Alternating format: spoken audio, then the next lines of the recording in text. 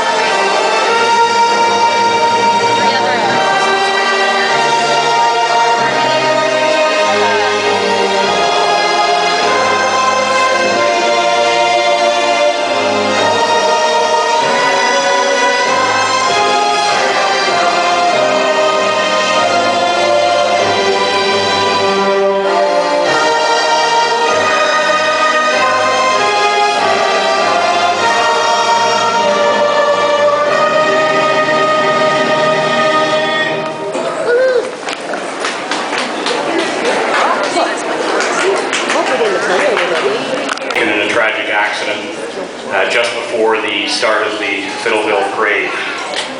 Natasha Patterson was many things. She was a gifted student, she was an avid reader, she was an animal lover, she was a friend and a daughter. She was also a major contributor and participant in the Shelburne Fair, and I understand several other fairs in the area. My wife Megan, who chairs the 14 and under class of exhibits, has told me that year after year one name always came up again and again, not only for the number of entries that she included, but for the quality of those entries. And that name was Natasha Patterson. In an effort to honor Natasha's life and create a lasting legacy in her honor, I am pleased this evening to introduce the Natasha Patterson Memorial Award for Outstanding Achievement. This award will be presented to an individual who embodies the many qualities that Natasha so vividly exhibited throughout her life.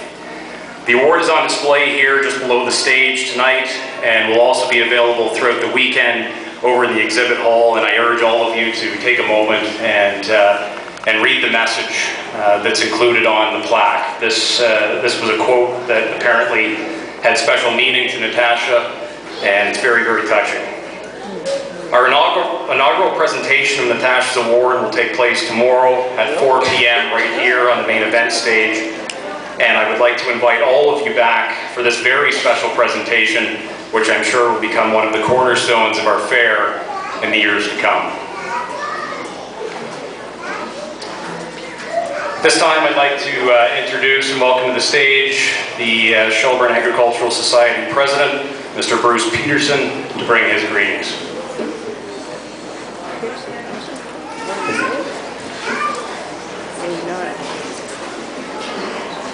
Did you dress up for the occasion? Good evening, everybody. I don't know how you do this, Wade. I don't like public speaking, but I guess I have to. You know?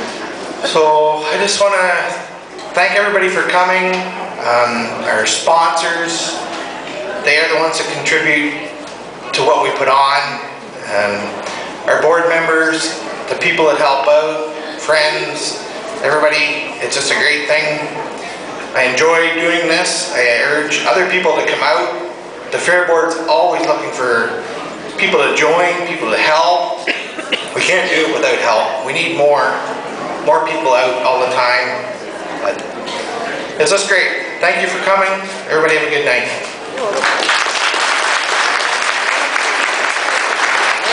Thank you, Bruce.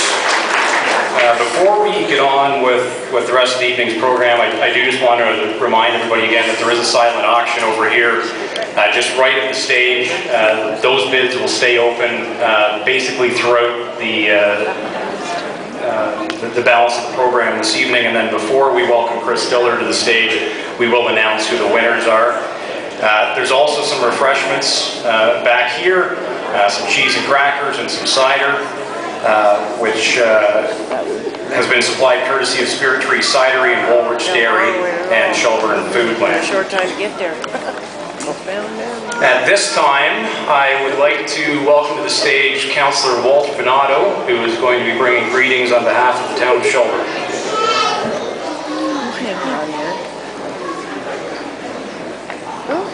Walter Bernardo or whatever you said.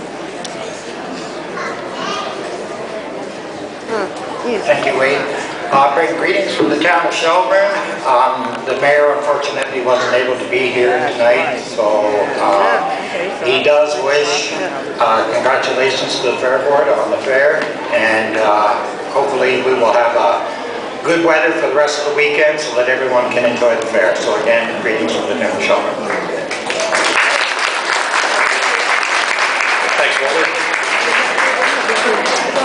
Next guest we have with us here this evening is our Member of Parliament, Mr. David Tilson. Be a deference. We gotta throw that crap in here too. Let's get the bullshit.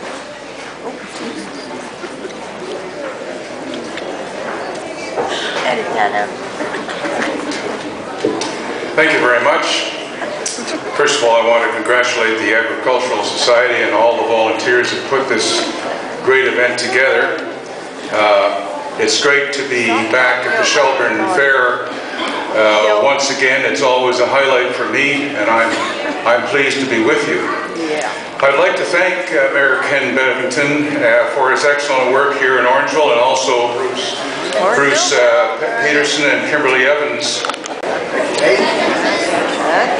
Welcome, ladies and gentlemen. It's a pleasure to be here again.